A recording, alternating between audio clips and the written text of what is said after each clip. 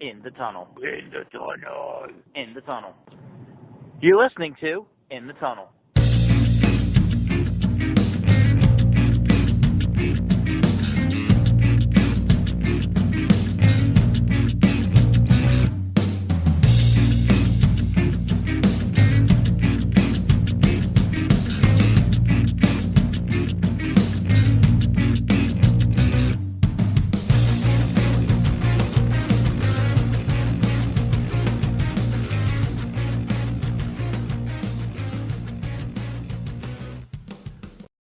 Hello and welcome to In the Tunnel, episode number 108.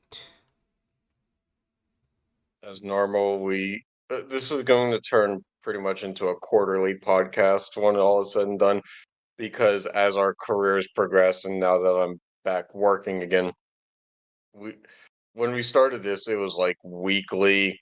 I think at Bi-weekly. some yeah, we wanted to do. I think the goal when we first started was like twice a week, and No, then went to weekly, and then it went to bi-weekly, then it kind of I went think to we like tried bi-weekly for a long time. And then, yeah. it's one of those things where life doesn't allow you to have more free time as you get older, unfortunately. Yeah. But we do what we can because this is hobby based.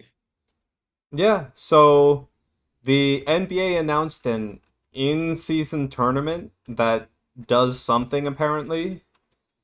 Yeah, it's to jump into it. The new collective bargaining agreement for the NBA is interesting because I guess what it ensures now is, of other amongst other things, you need 65 games to qualify to win an award, which I think we're all in agreement that players who are not participating in a lion's share of the total games probably weren't worthy of it. Fair. Uh, But, like, I do this. Yeah, go I ahead. feel like that's kind of arbitrary because, like, somebody gets hurt and only plays 60 games but still ends up being, like, their top scorer or something. Okay, and look, for like an MVP trophy, that doesn't mean that somebody's not the most valuable player to their team. Hmm. But what it does mean is at that point in time, somebody, their worth is only as valuable as being on the court. And so, in that sense, I do get that the criteria should be somebody who was on the court. Fair. I think if LeBron plays 45 games in a year and averages 45 points, 15 rebounds, and 11 assists, that's very good. But, you know, those numbers are also a little bit fudged because, in theory, your numbers level over time. Yeah. And while 45 games is a long time in itself to maintain such a pace, I think it's also reasonable to say that that doesn't carry on. Yeah, no, I agree that, like, there should be merit in longevity of playing in the season.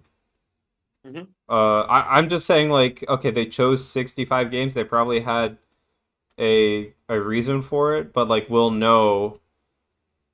I mean, I'm assuming we'll find out what we think of it when we I get think to if any awards later. I think of anything, if anything, all it does is take a little bit more of the controversy out of it in some instances. Because I have to assume that at some, like, even behind the scenes when awards were being given out, like, there was some thinking of this. It just wasn't, like, set in stone. Right, but I think actually this year, having watched some of the finalists announced this year, with the collective bargaining agreement being discussed and then finalized in that same time period, it definitely shows this year that they were going with that criteria, because a lot of the people who were nominated or finalists for an award were very much players younger in their prime. Um, Not so much back end. Uh, but like for MVP, Like I feel like Nikola Jokic wouldn't have gotten the consideration he got, even though he's a two-time back-to-back MVP. Just how the league works is like I think you should be able to be discounted if you missed 20 games. That's a quarter of the season, and with how the NBA is stacked currently, the East is either really tight or the West is really tight. And every year it kind of like flip-flops. So that means that there is a player in a year that is physically bringing their team to the level to contend. Granted, it's because the competition is more on the same level. So, like, if Joel Embiid on the Sixers is a finalist and he's risen the game of the Sixers in a year where the Eastern Conference 1 through 8 is not very different in the standings, then yeah, he probably deserves it more than Jokic in the Western Conference, where the Nuggets have it wrapped up, um, with 20 games left in the regular season. It's not to say Jokic didn't do anything great. It just means if he hypothetically misses those 20 games, but the Nuggets didn't really miss them, then I don't know. Am I making any Yeah, sense to you no, there? no. Like I agree that there's like I agree that times played should matter, and I was just saying like like I have always had the assumption that it was like considered but not vocalized, right?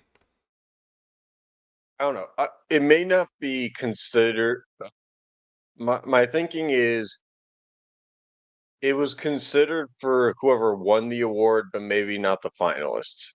I Fair. think like last year, or maybe not last year, but like I think it was fair to say, especially I feel like with Defensive Player of the Year, I feel like there was a lot of controversy in past years about because it's such a hard trophy to get your name on because there's only one trophy that looks at the defensive side of the ball.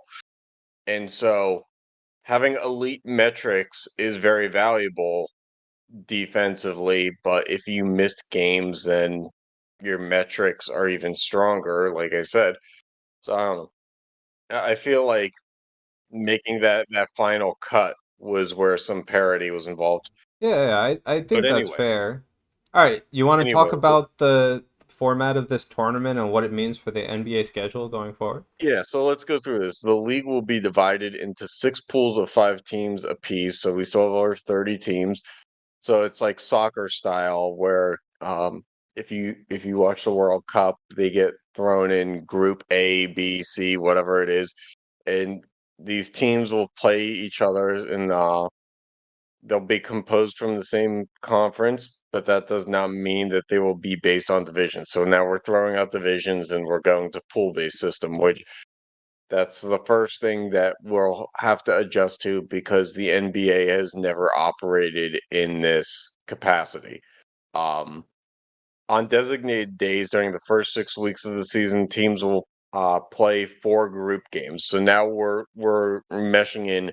We have regular season games, and then we have pool days of the week, and that means that a team will play each team in their pool once, with 2 games coming at home and 2 coming on the road. And then the winner of each of those 6 pools will advance to a single elimination stage along with 2 wildcard teams. The exact method of determining the wildcard teams has not been specified at this point. So then, at once the wild card and the pool winners have been established, then there are the semifinals and finals of the tournament, which will be held at a neutral site, which just feels like it's got to be like the bubble again. You can't do All Star Weekend type festivities here in theory. So somewhere between Yeah, bubble and March Madness definitely. without the football stadium. Um, and then the players on the winning tournament team receive 500K apiece. And so now we're looking at the NBA schedule, including 80 games apiece for each team. So we go from 82 regular season games to 80, because pool games are now in consideration, and then some teams will finish with 83 games, um, and some will finish with 81, 82. Which this all just seems like a way to fuck up the playoff seeding for when it's actual NBA playoffs. But Because like when they we're really looking should at just percentage discount points, the pool games from the regular season standings. I feel like. yeah, that's not Because my problem with then this, to be but honest with then you. because if they discount the pool games from the regular season standings, then they get even number of games for everybody, right?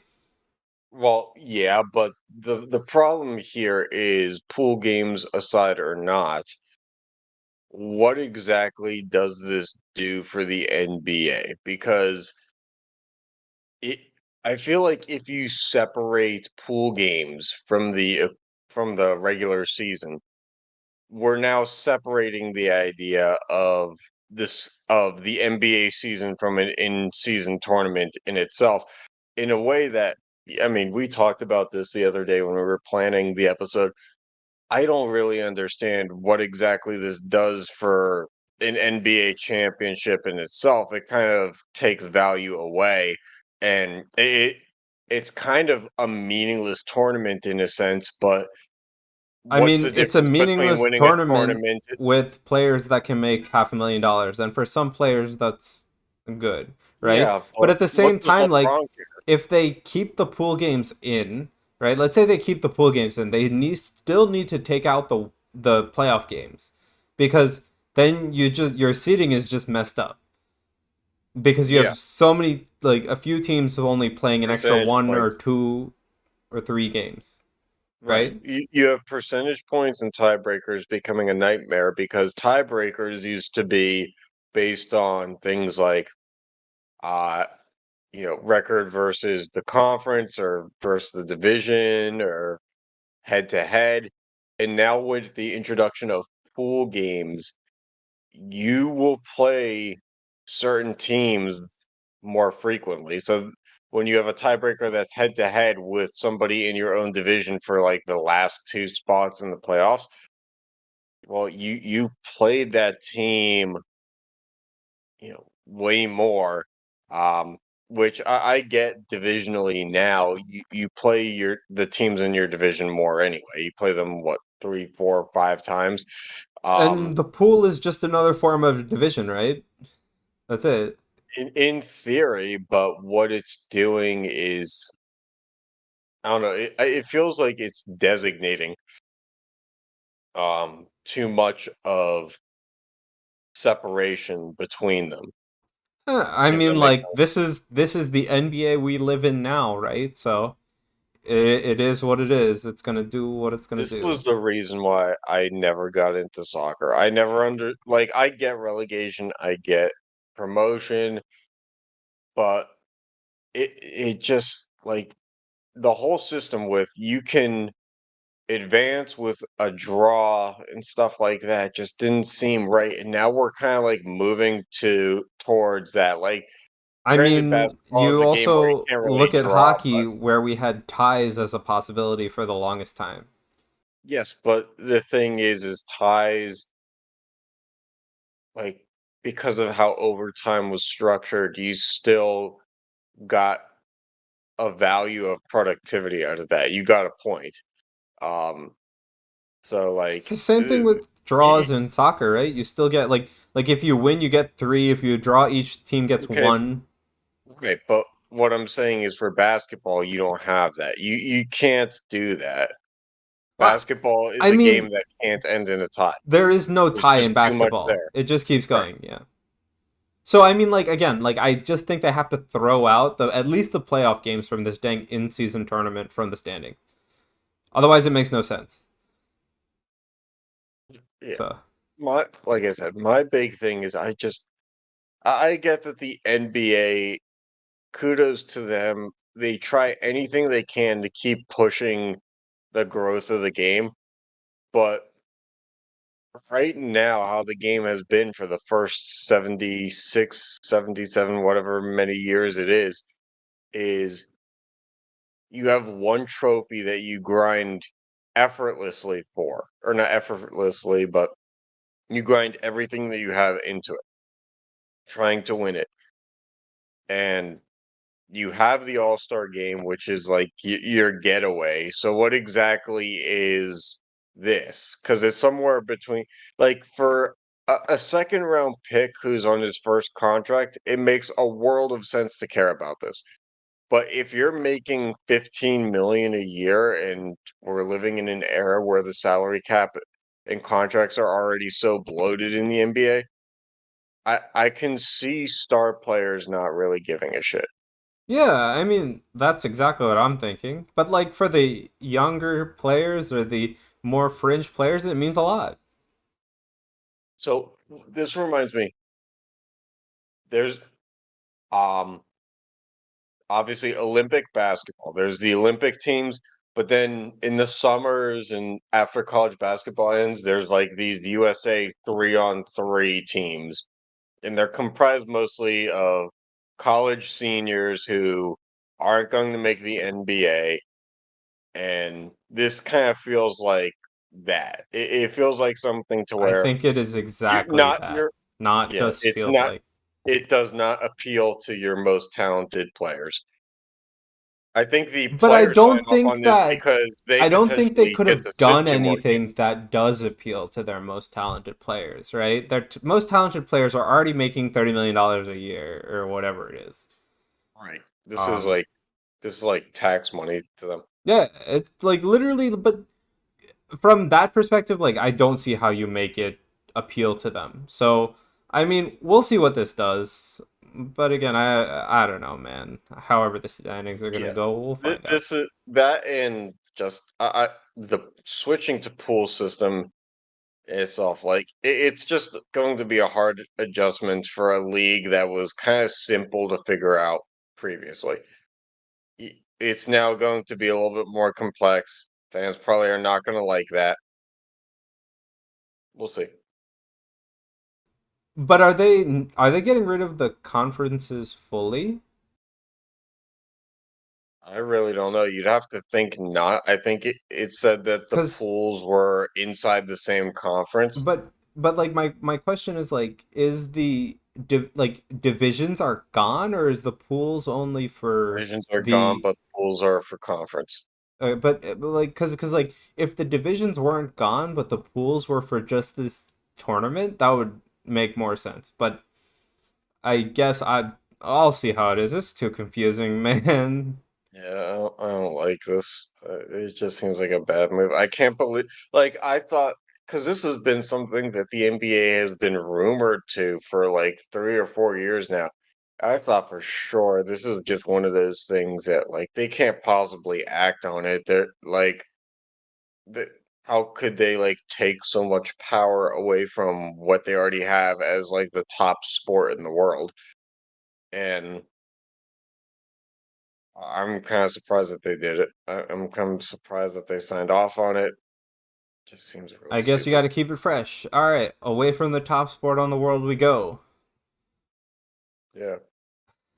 To the All other right. one, the one that's more enjoyable, but somehow not. Yeah. All right. So let's look at the draft lottery odds, right? So you Hmm. got Anaheim at the forefront with a 25.5% chance to get the first overall pick. Hmm. Um, but they have the best chance of getting the third overall pick. But yeah, Columbus is right behind them, then Chicago and San Jose. Out of this, like, Montreal, Arizona, but Philadelphia, all like, I are I just a mean, little like, bit in the pack, but not really. I stopped at San Jose because they're the first team under 10%. But Well, in my like, defense, I can't really read the graphics.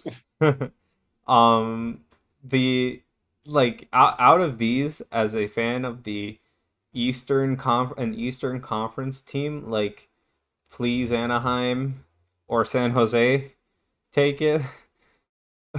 Yeah, so and the reason why we care about this is because of what it means for what is rumored to be the next generational talent, um, in Connor Connor Bedard. Bedard. Yep. And so we were discussing this at length, and we see the teams being Anaheim, Columbus, Chicago, and we're trying to figure out where exactly Bedard is likeliest to land. Because I think for me, not to be controversial in it, but I think that the NHL, being that it's not at the forefront of sports and entertainment compared to the NBA and the NFL, is always going to be in a position to try to uh, justify viewership and drive it up as high as it can. So, in our pre-draft or pre-recording planning, we were debating Arizona. Would Arizona be a good spot for Bedard? Because Arizona is a very big market, with Phoenix, um, but Not at the only the same big time, market though, right? Like they're getting a new arena in Tempe, or they're trying to. They apparently sent right, for an office like door-to-door salesman, basically trying to get support for something. I don't right. But know. we kept going back and forth because with the Coyotes in Arizona, it's that back and forth of, well, the state really, like everybody down there has kind of shown over the past 20 years that they don't really care. Um, they care about the college hockey, and the Coyotes, are in a good position to sell out a 5,000 seat arena. And yes, they're getting a new arena, but you know, let's also take a look at the fact that we're talking about 10 p.m. Eastern time games. Um, we're talking about a market that really is untapped for hockey, and if they didn't care that much in the past, what's going to make them care now? And I was making the argument in our pre-recording planning that, you know, it probably does the NHL better for Bedard to land in a Chicago or a Montreal, than it does a Columbus or Arizona or a San Jose. But like as a fan, I don't really want Chicago to build back this quickly, you know? Like they literally just said bye to the old guard. Like Hmm. getting Bedard would literally just jumpstart their rebuild with an like generational talent, or what is projected to be a generational talent. Right. But at So the same time, what we discussed earlier was yeah, that's I know. kind of I how it's worked out with prior generational Yeah, talent. and I agree, but like as again, personally, I wouldn't like to see it. Is all I'm saying. Like if I look at this list and I say, okay, I'm okay with Anaheim, San Jose, Arizona getting Mhm. Bedard. Yeah, I could see that. I could see why it would be very entertaining. I think we both agree that if Bedard lands in Anaheim, it makes absolutely no sense for, like, it would be phenomenal to watch Bedard do his thing on one line and Zegras on another. But that in terms of actual organized hockey, it probably is just as effective as the Ducks are right now. Yeah, but also at the same time, like we also mentioned that Crosby has Malkin, McDavid has Drysaitel. Like these two things Yes, like come up together, right? So like you need two talents. right. But the thing is, with the two examples you just had, you have McDavid and Crosby, who are generational passers and playmakers, and you have Drysaitel and Malkin, who are generational scorers, and those styles complement each other. And then you have Zegras and Bedard, and Zegras is a generational scorer, and what is Bedard? I mean, I agree, but I I mean, mean, this is like in basketball terms when they say there's only one ball. Like when you have James Harden and you have Kevin Durant and Kyrie Irving, and they say, well, there's only one ball. How are they all going to get their touches? Okay, well, hockey works a little bit different because of how lines work, but there's still only one puck. So when the Ducks are down one or down two, and they have to change lines and they have to put both these guys out on the same line, you know, there's not a lot of guys who are going to get somebody open for somebody else to score here because these are guys who create their own shot and just kind of display others. yeah, no, I agree. But like at the same time, it also shows that like there's always it's never just one player that does something in hockey, right? Like I always make the comparison, right? Like in basketball, you only have five players out at any time, right? Mhm. And that means that one player has a lot more impact than a single player in hockey, right? Because you have 18 players on that bench, and max your one player is getting like 25 minutes Mhm. of your 60-minute game.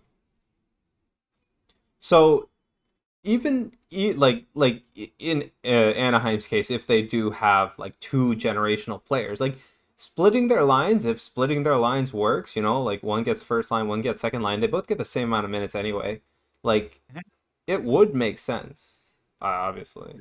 And that's why I give the I don't give the example of, you know, first period kind of stuff. I give the when you need a goal, how do you get it kind of scenario But I instead mean, because like the thing is, right? You always it's yes, there is a line you prefer because you have your better face-off guy on that line or somebody's hot or whatever, right? But a team is still a team, right? Like it could work. I'm not saying you're wrong. I'm just saying like it could work that way. Um so let's talk plug and play. Bedard obviously is plug and play wherever he goes, but which system does he benefit most in? uh I mean, I don't know. Like if you're looking at systems, you're probably looking at like Ch- Chicago, I guess. Okay.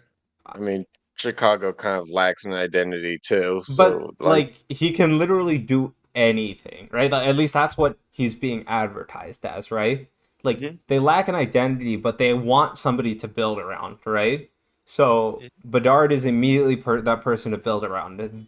They can make an identity, right? That's what I'm thinking. At least when you ask me that.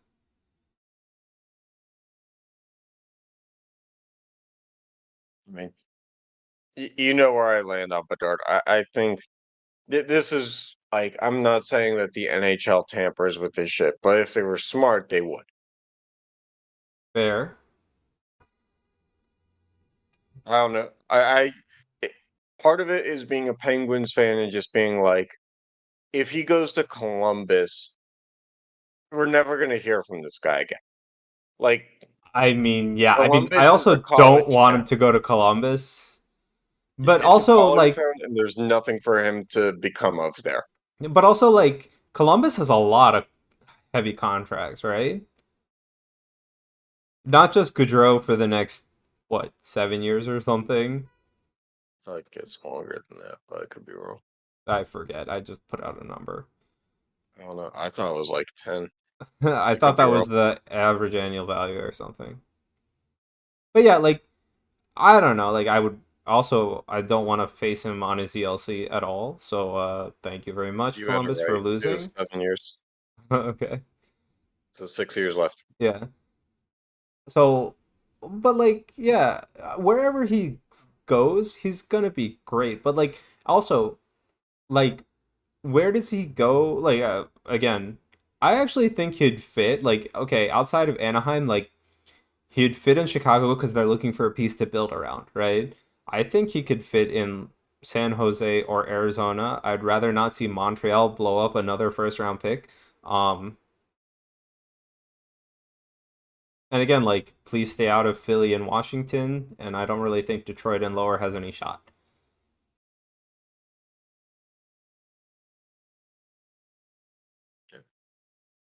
All right. That honestly was a little bit less controversial than our pre-recording meeting, but Yeah, like I think we also kind of like exhausted what we could have out of that. yeah, definitely. All right, and the playoffs are Also, going on. yeah, go ahead. So we want to talk about two series. Coincidentally, both of them are playing right now. Um, you have the Devils, who absolutely did not look like the Devils games 1 and 2. Game 3, they had some life. Game 4, they actually played their game, and Game 5 is currently going on. And last I checked, it was 2-0. But ESPN and NHL app are not updating you, so good luck. 2-0. 14 minutes left Yeah, in the in the second. second. Yeah. I have it playing now. 14 minutes left in the second. Yep. I'll Exactly. keep you updated I here, don't Sean. know. I have it. I'm just saying, like, the apps are not technically updating you. It Well, still says there's 20 minutes. I'm Yeah. watching it through ESPN's app. Yeah, I have it on. Also, sorry to break up the story here. Bryce Young, #1 overall pick to the Carolina Panthers, Yeah. and then C.J. Stroud went #2, and then Anthony Richardson went #4, which is crazy because a lot of people had him like at the bottom of the first round. Yeah, that's a little weird. Okay. The Colts are really reaching for a quarterback. Yeah, I guess, but like, what are you gonna do if you need a quarterback? I guess. Um, Yeah, I guess. but yeah, so the Devils have such an weird first playoff series. Obviously they're playing pretty well right now, being up 2-0. Um, the thing is, like, it was looking like, as a Devils fan, it was looking really bad. It looks like they didn't have any speed. It looks like a lot of things. But we have Jack Hughes. He produces, I guess. And Palat got his first playoff goal of this playoffs. Or no, the last one was empty net. Sorry, his actual first 5-on-5 one. Mhm. And it just shows you, like, all these series have been so close, and a lot of people thought that this series would be very physical, a lot of penalties because Hudson River rivalry, but like it's just been in the ebb and flow of the game, I guess. Because you also have on the other side, the Rangers like literally went out guns blazing, first two games, and the next two games at MSG, it's not been their cup of tea, I guess, and we'll see how this game Yeah. ends. But yeah, So, how did it make you feel as a Devils fan? Did you have any sense of worry when you guys had home ice advantage and immediately dropped the first two to the Rangers? Because I get that. considering home ice It advantage Hudson, is a it. disadvantage to the Devils, not Mhm. really. Well, I also get that like Hudson River rivalry or whatever. Like you guys are so like there's not a lot of miles that separate these teams physically. Yeah. So like Also, I get that home ice doesn't always mean as much because you have visiting team yeah. crowds traveling regardless. That's Also, just our tickets were like less than Rangers tickets, so like you have a lot of Rangers fans at Devils games. Also, like the Devils are statistically better on the road by quite a large margin. yeah, but you So, can also kind of throw that out because like this is the one series where like the Devils are never going to be in a New York City hotel. They're just going yeah, to be but where they are. also, is it gonna be like they're not playing at like a home arena because of the abundance of Rangers fans, right? Like, there's also Right. that, like, technically, like, even though we're home, That's the same at home is what you're saying. yeah, like I'm saying is, like, we're basically playing, like, like the amount of So fans what's for the each difference team. between home and away? So how can you say, well, we're a better road team against the Rangers? It's the same. It's the Oh, no, same no, people. but like like, I don't know, when the Devils step into a different building, it's like they're a different team. But at the same time, like, That should the concern you. crowd was definitely like you definitely heard like Rangers chants in the crowd on games 1 and 2. Like there was no getting around that, right? Hmm. And while home, I don't really think home and away means much this series. It literally looked like a different Devils team stepped into game 3, and it looks like they've been pretty good game 5 coming back, so they didn't lose it. Uh, yeah. Anything you want to say? Nope, my team isn't in it for the first time in 17 years, and honestly, I'm okay Isn't with it. this the first time the Capitals and the Penguins have not made it in more than that? Oh no, I don't concern myself with the Capitals. Good. Okay. At this look, a lot of people think it's a rivalry, but even though we lost to the Capitals last time we were in the playoffs, you can look at history and know that it's only a rivalry in the regular season. We own them in the playoffs. No, no, but like it's just a weird playoffs because like for the past like more than 2 decades, I think there has at least been the Capitals or the Penguins in the playoffs. Like, Well, you know where I stand with the Penguins. I yeah, thought that they shouldn't have brought back Letang last year. I was open to them bringing back Malkin on like a 2 or 3 year deal. I didn't think that 6 years for their two 35-year-old players was necessarily smart, but they did it. And then they further went into cap hell, and now they're going through a regime change yeah. because yeah, Ron Hextall is really just a stupid motherfucker. But I don't know. I All think that right, the yeah. Penguins are doomed for years I to mean, come. it would have been They have cool. no money. It would have been cool if the Penguins made it because we would No have one. had an in-person episode. Well, Uh, yeah, if they played each other, but it was look. This is how I was telling people around me was because it was a fight for who was going to play Boston, and knowing that Boston traditionally kicks the Penguins' ass in the playoffs with relative ease. All it was going to be was 2 more home games for the Penguins. That's all it true. was. The Yeah, season was going to last like 8 days longer. true, true. But We knew actually, that their I'm ass was going to actually get kicked hard. yeah, and the teams in the playoffs, right? There was no sweep, which is amazing. Uh, so I'm actually happy about that. Anyway, on Yeah, to I the think the Florida Panthers are giving Boston a great yeah. chance.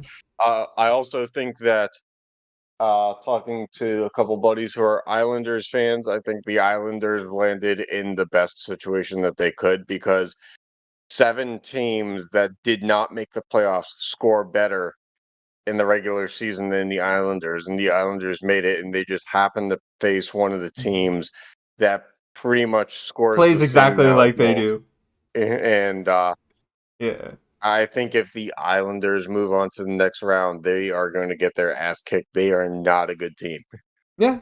But we'll see. And hopefully it's a Devil's Islander series, if you know what I mean. Oh yeah, well, you don't want to not have any games that are I don't know more than 40 miles apart before the Stanley Cup Finals. Yeah, I know, right? Yeah, anyway, on to the Wouldn't other do you any game. good to have any jet lag. Yeah, on to the other game also going on right now. This game has turned out to be a literal slugfest. I'm gonna I let you take this one. I just don't understand like the amount of penalties flying back and forth, the amount of pretty pretty off hits, like I understand it's a physical game.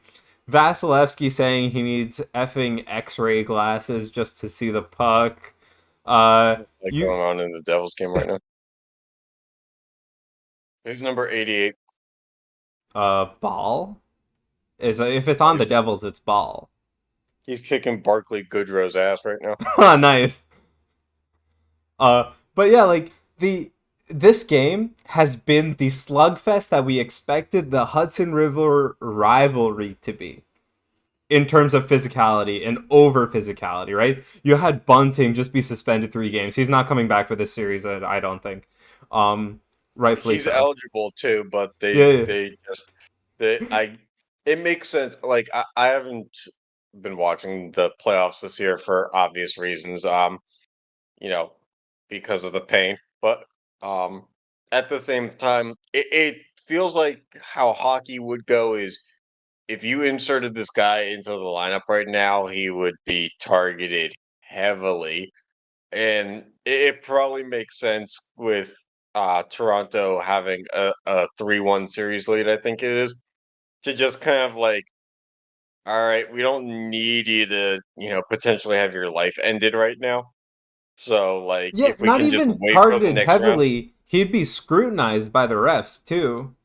Like, while we want to believe that there's no like bias or anything like that, refs are still people. They know what he did, so they're So why going don't you to watch describe out. what exactly happened? Because like we have it on the graphic here, but like even I think I saw like a quick clip, but why don't you just go through it for the sake of audio?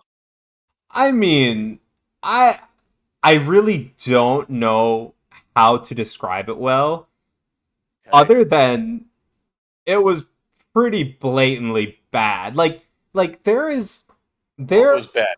Let's take this back to square zero here. Like what happened in the game that was deemed bad? there is a What way. did he do, Sean? Just fucking say what he did. Okay, first of all, there is a way to play physically, deliver, like to actually play this game. But how do I describe like Did he hit a guy dirty? I mean, I guess you Let's start there. For yes. simple context, because we're talking about what happened, but we haven't really said what happened. So Yes. what happened? Dirty hit, basically. Okay. Okay, it wasn't even a Is that the hit. hit that It was was a alluded to target in to this picture? basically the head, right? Right. With an extremity of With his intent. body. Yeah, with intent. Yeah, with pretty bad intent. Hmm. Basically straight to some guy's head with his elbow, right? Hmm. Yeah, that's not how you do it. Board. I mean, the board is also there, so he definitely shouldn't have done it. But Well, we also have a picture of him in plain sight, not in the board. So yeah, um fair. so yeah, that one. Okay, so now that we know we have the context of what happened to a degree, um, how much of this do we chalk up to the fact that we're looking at a Tampa Bay team that is clinging to relevance right now because a lot of their supplemental pieces to their back-to-back run are gone, Yeah, and their core is now on the but other also side of 30. they spent like a third, fourth, fifth, sixth, and seventh round pick on Tanner Janot, and he's out. I think. So we're looking at a Tampa team that's clearly on the decline and clinging to relevance and giving it all they have with their resources and manpower to do so. And we're looking at a Toronto team that hasn't won a series in 20 plus years. And the frustration of everything that goes with that, and the passion and energy and emotion that you play with being a little bit extra. Um, I mean, there's we're passion and not emotion, justifying and then this. there's that. Okay, Yeah, we're, like, we're not justifying hits, but at the same time, know that Toronto is a tough town to play in. 2-on-1 rush for the Devils, and a score. It's 3-0. yep, It is Mercer, yep. 91. 91 Mercer.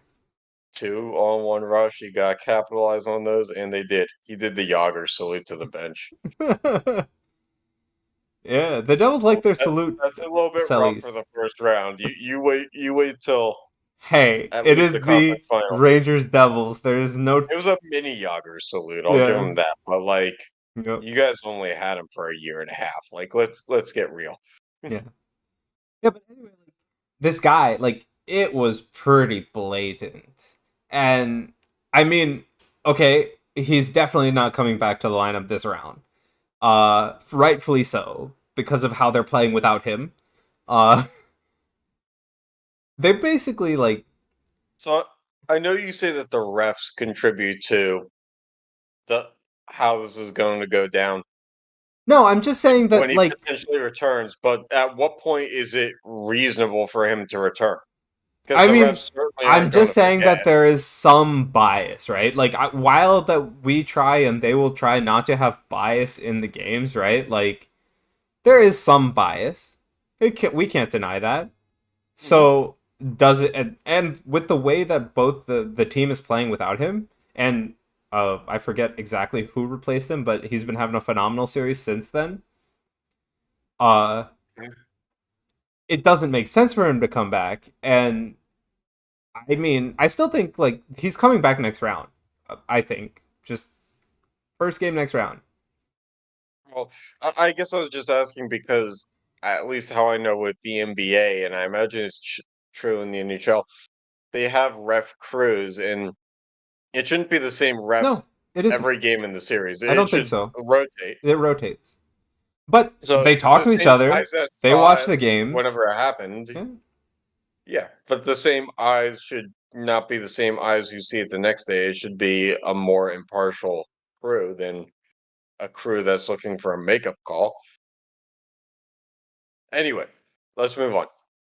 yeah. I mean, I agree, but to an extent, like it's also probably not what the fans want to see anyway, right? Do the fans really want to see Bunting when the rest of the team is playing phenomenally without him? No, not phenomenally, but better. Why not? Yeah. Okay. I imagine seeing Bunting on the ice in itself is just like a separate thought process altogether compared to the game. Like especially after all the that ensued, even a Toronto home game, they would probably be like, "Let's hope this guy doesn't get his head ripped off." But whenever he's Definitely. on the bench, it's watching the game. Yeah. Or no, people will just be paying attention to him because they want to see what happens in retaliation. Like also, like if you put him back in the game, I mean it's probably going to help you because literally all of Tampa is literally just going to try to run him over. Uh Yeah, but at the same time, like I could see something horrible happening, like paralysis. yeah, It's probably not in their best his interest best to put him interest. out versus Tampa. Yeah, exactly. Like, I could see a horrific injury happening. Yep, Granted, he doesn't deserve the injury, but he probably deserves to get his bell rung. fair. Yeah. All right. Anything else you want to bring up for NHL? No, I don't know. I think it's an interesting year. I'm rooting for the Devils, um, just because like you guys are a good story this year with the fact that you guys kind of come out of nowhere, but unlike when you guys had Taylor Hall and it was like clearly Tampa was going to take that because they were just a different level. You guys are kind of like upper echelon right now, in the East. So I could see you guys making a run. I'm still not a fan in any sense, but I root for my friends, and I don't hate the Devils in this capacity. I think if the Devils become a dynasty, I will be rooting against them. But this is very much like the first year that the Golden State Warriors were good. It Yeah, was like, and oh, anything but LeBron. yeah, and like you also like again, you touched on it. We've had a huge turnaround in the season, right? Like the most point differential in an 82 game season Yeah, I ever. remember when we recorded episodes early in the season, and you weren't convinced it was going to last like this. No, I said we were a playoff team, but like I didn't think we would be this much of a playoff team. Right. Well, you guys started what? You guys started like Oh, two, you and we had were like a booing the guy. 16 game. You guys had like a 16 game win streak or something, 13. right? Yeah, 13. 13.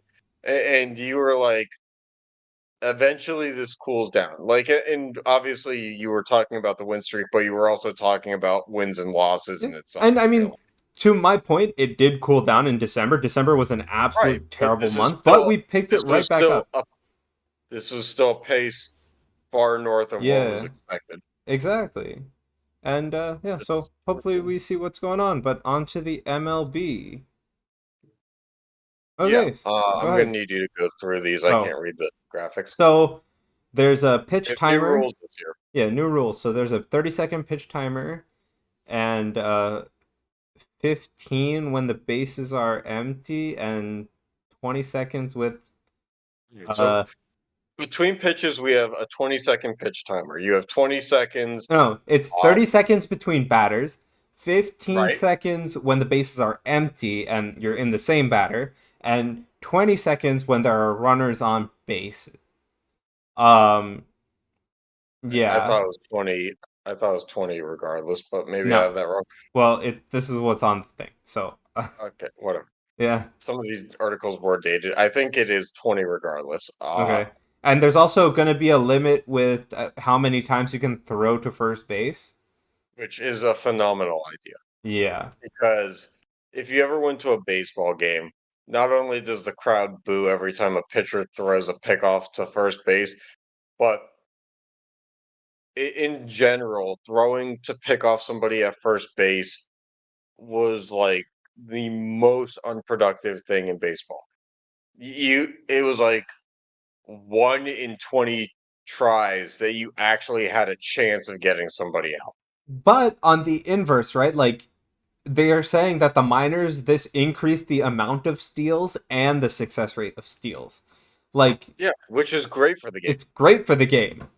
So I mean, it'll It be great for a increases viewer, runners in but it like it changes the game. increases runners in scoring position, it increases runs, it increases uh activity during the game instead of just mundane. There's more action.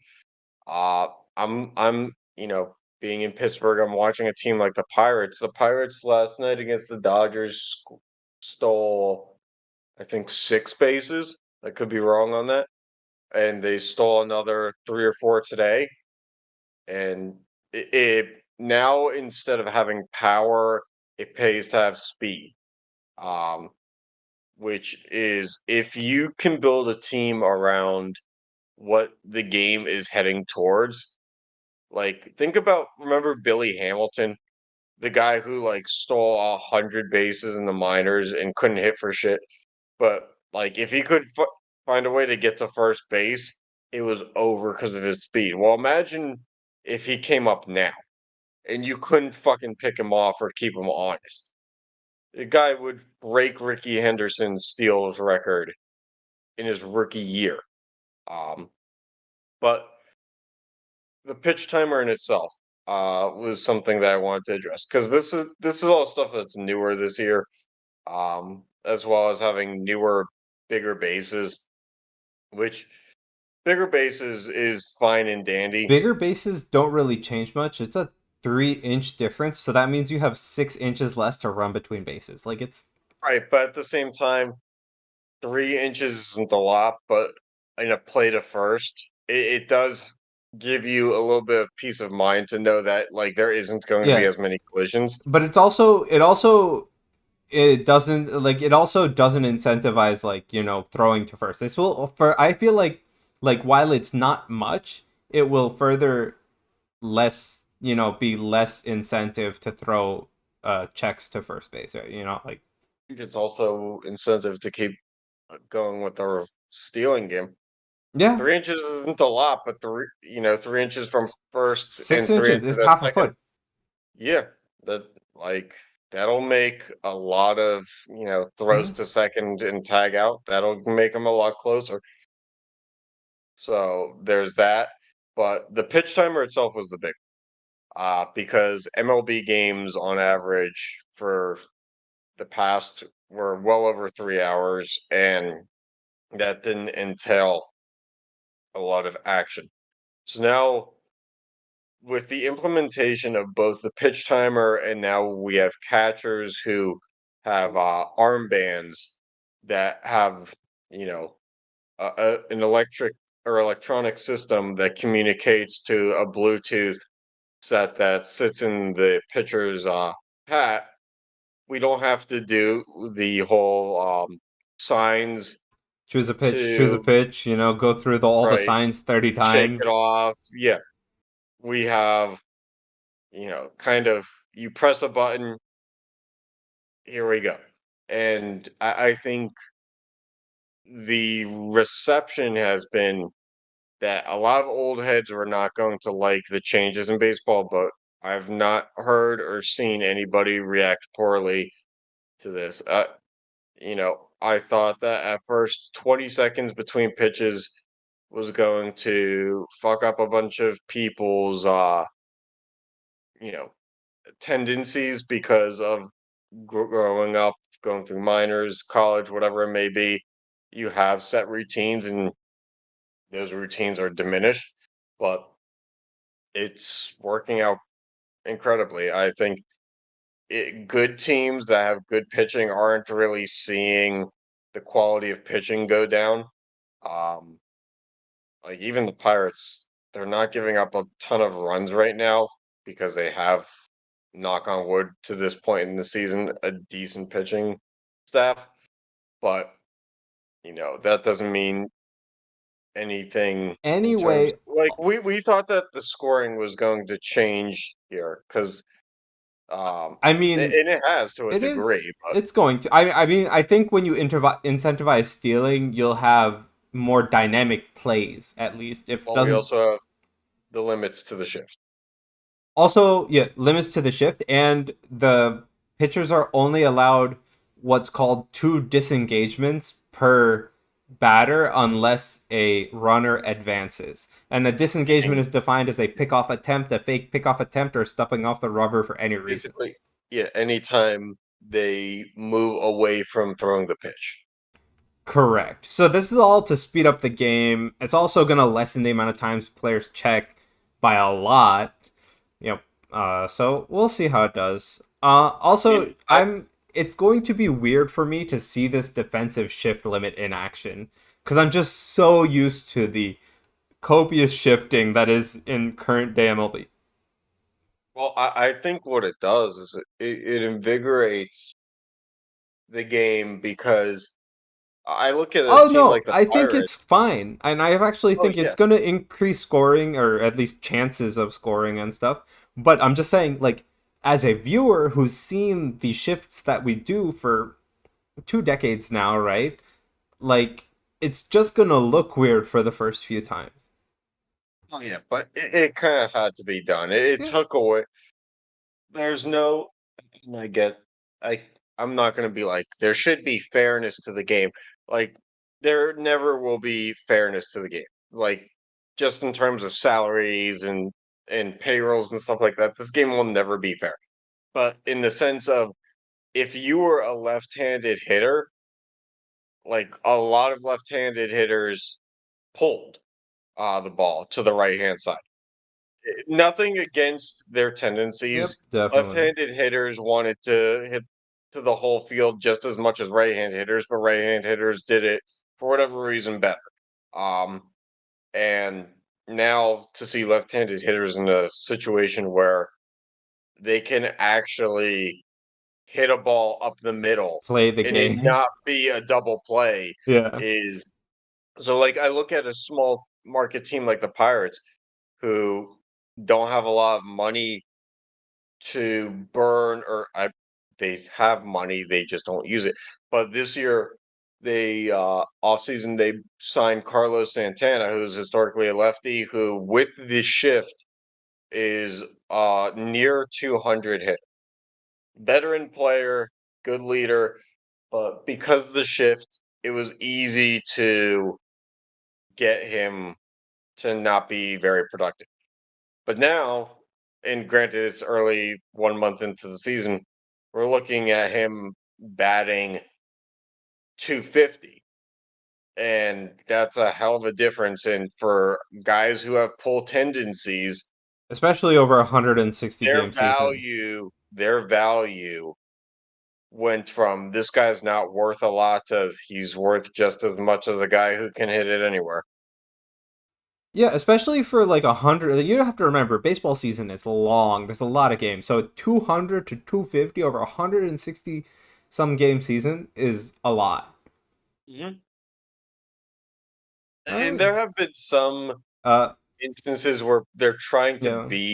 they're trying to cheat the shifts. I saw instances where you do like in extra innings, you're trying to not have the ball leave the infield because that automatic runner to second. So extra innings, the game is over if it leaves the infield.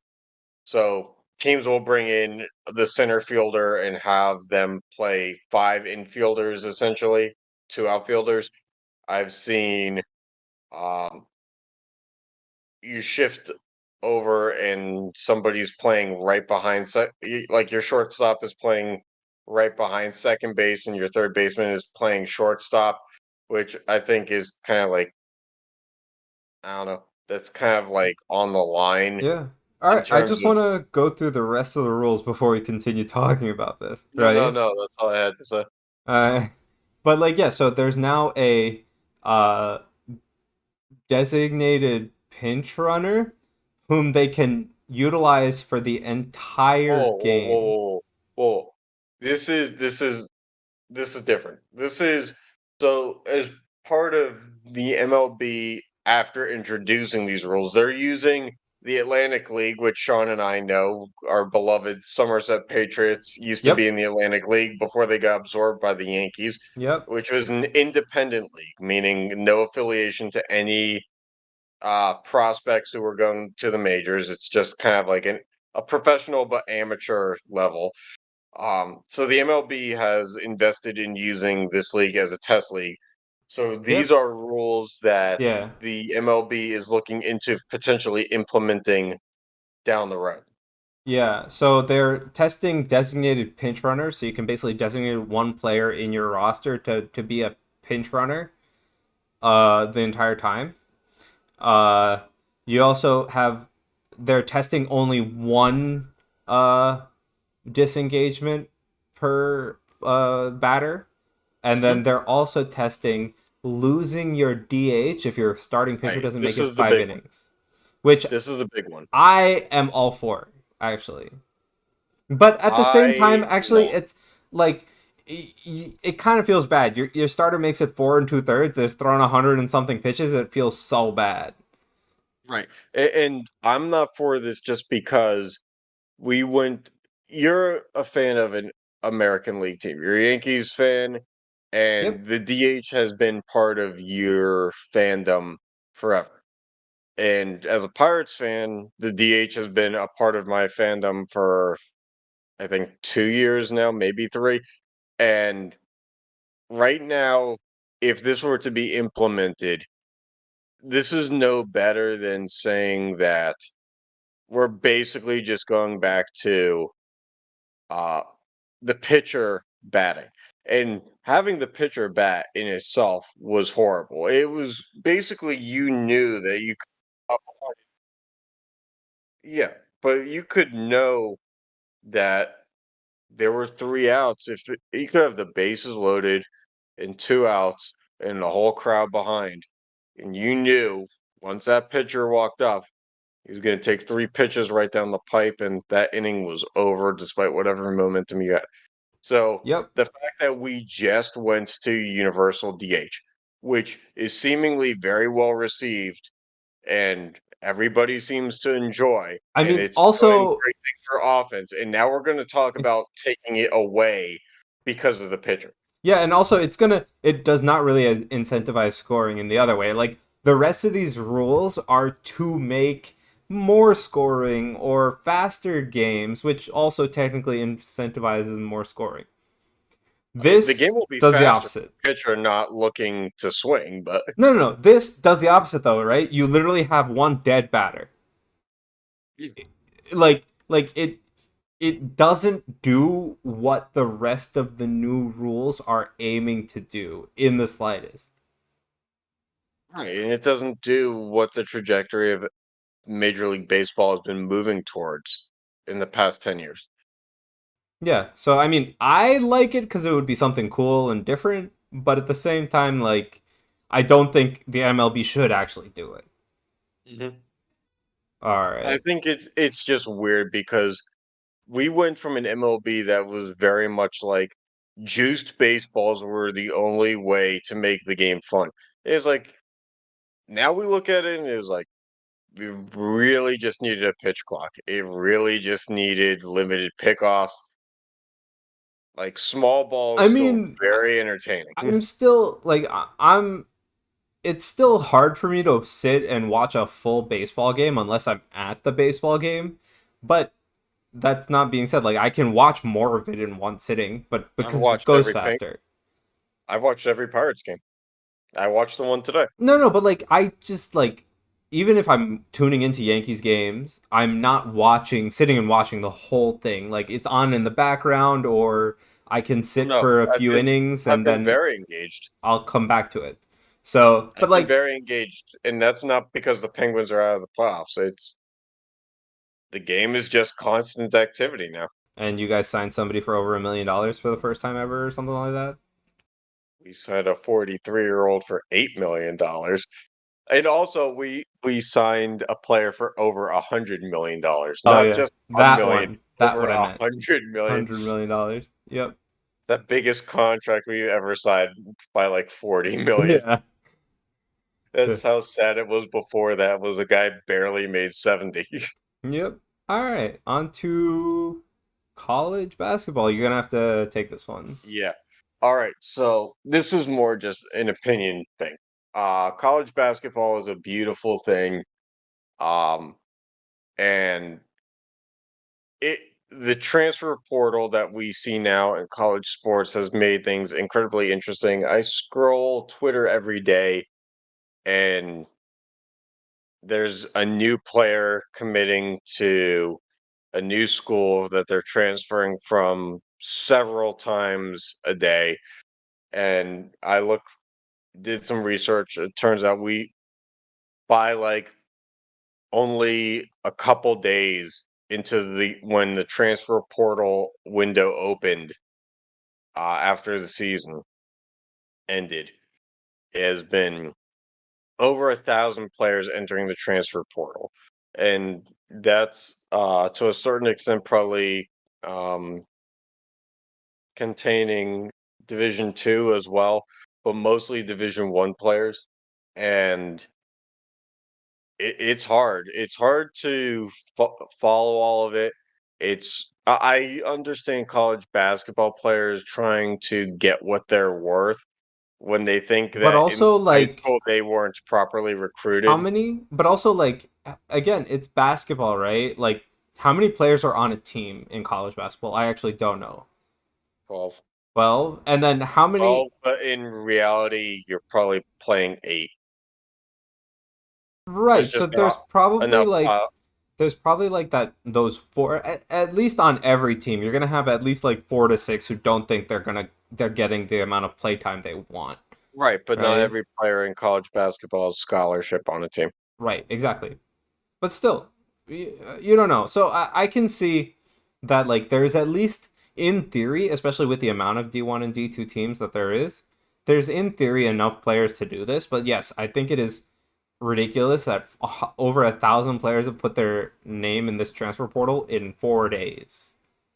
Yeah, and look, to a certain extent, like I said, I understand if a high school player came out and his best offer was to the worst team in the Southern Conference, which is a mid-major, and you know, now there's tape on you at the college level, and if you want to make a name for yourself, I get that. But like what you're doing, you have to understand is Power 5 teams are going to be fine regardless. They're going to be Yeah, fine, and in definitely. most scenarios, you're not going to make a huge jump from mid-major to like a Duke and play meaningful minutes. So college basketball will remain the same in that if you're a two-star recruit who is averaging 20 points a game at a mid-major, and you get lucky enough to transfer to Duke, you're probably going to become a bench player at Duke. So this is the catch 22 of like, what are you truly trying to get out of this? There's only so many star players to go around. Um, there's I, only so many star player minutes to go around also. right. And I will not take anything away from the fact that the NCAA is still flawed in the sense that you are allowed to be a 4-year player at an undergraduate school. But the second you say, I want to be a grad student, you have 1 year of eligibility, but you have to do it at a different school, which makes no sense to me. So guys who play at a school for 4 years end up taking their 5th year senior year at another school for the reasoning of it's the only way that they get to keep their basketball dreams alive, which further complicates the transfer portal. And not everybody was doing that, but when the transfer portal kind of first became a thing, it was mostly those guys. And because of the placement of the COVID year, where anybody who played during the pandemic who lost a season because of that had an extra year of eligibility, um, that further complicated things. So um, I don't know. It seems weird. We're now looking at a college basketball where there's no real loyalty to a school. And at the end of the day, I'm all for players and athletes and student athletes, especially, to get paid because we're consuming them as content just as we are professional sports. But at the end of the day, it's a university and you're going I to mean, also, it's spend mostly like, that the NCAA is so flawed that this is happening. Like, all eh, right, this is basically like, oh, I'm hungry, I'm going to go to McDonald's, and then next day I'm hungry, I'm going to go to Burger King. It's like, but this is the magnitude of the scenario is incredibly different. We're talking about you're investing in your education and the future of your life, and there really should be more to it than just, you know, I going don't somewhere like for this basketball. coach. I don't like this coach because I'm the sixth man on the team and not And starting. and So I'm going also, to go I'm getting somewhere else. maybe like 2 minutes per I'm a, game less than I should yeah, be. I'm a freshman and I'm only playing 15 minutes a game. I don't know what to tell you, dude. Not every freshman has the ability to play everywhere. And you know what the funny thing is? There's a lot of mid-major guys going to Power Five conference teams. There's not a lot going the other way around. It a lot of mid-majors are catching recruits who are grad transfers because those are the only people buying into the quality of a university. And they know that they only have to make an impression for 1 year. Guys who Yeah. are it's hard. If you're like I know you went to Rowan, but NJIT I think is Division 1. If NJIT, like, what allows them to keep any recruit that they ever get? They're screwed. Yep, that's it. I think it's funny how when we get to March Madness, these mid majors are winning games because I can actually see a world where the talent is the differential is going to be so bad that upsets are going to be gone. I mean, There's only so much you can do with lesser talent. there's also like only so much you can do with however these rankings are going because like I don't know what the rankings were in like last this past March Madness. All I'm saying is, like, for me, and this is just my opinion, I know that the NCAA opened up Pandora's box with NIL and the transfer portal and stuff like that. And to a degree, it was warranted. You had to do it. But at the same time, you got to put restrictions on some of the stuff. Like, these are schools, and the fact of the matter is, if you're giving scholarships to people, and that scholarship money is going to athletes, which, yeah, I know it's budgeted and dedicated to athletics already, but there's there's just as much of a deserving athletic person there who deserves a scholarship already, and it's going to be given to somebody who is just going to bail in a year. Yep. All right. Uh, Anything else you want to say before we sign off? No, there's some shit going down in the parking lot, and I just hope it's not getting captured in the recording because I don't know. But yeah, I will actually do have one thing to say. Because we are a hiatus-based podcast at this point, and we take time between episodes to make sure that life is going okay.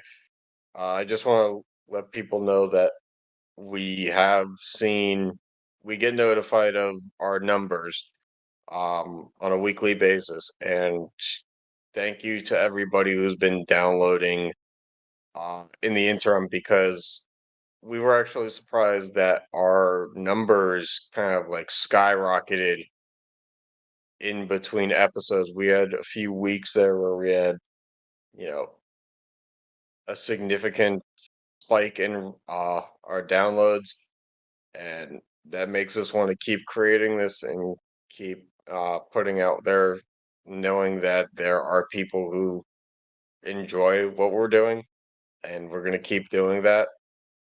We do this just as a hobby, but it's great to know that we're two fairly introverted people, and we don't do the best job in promoting this. We don't put a lot of money behind it.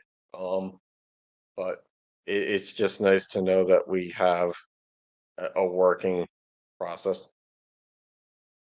Yeah, definitely. And again, as we have time, we'll continue producing. So thanks for tuning in, and we'll catch you next time.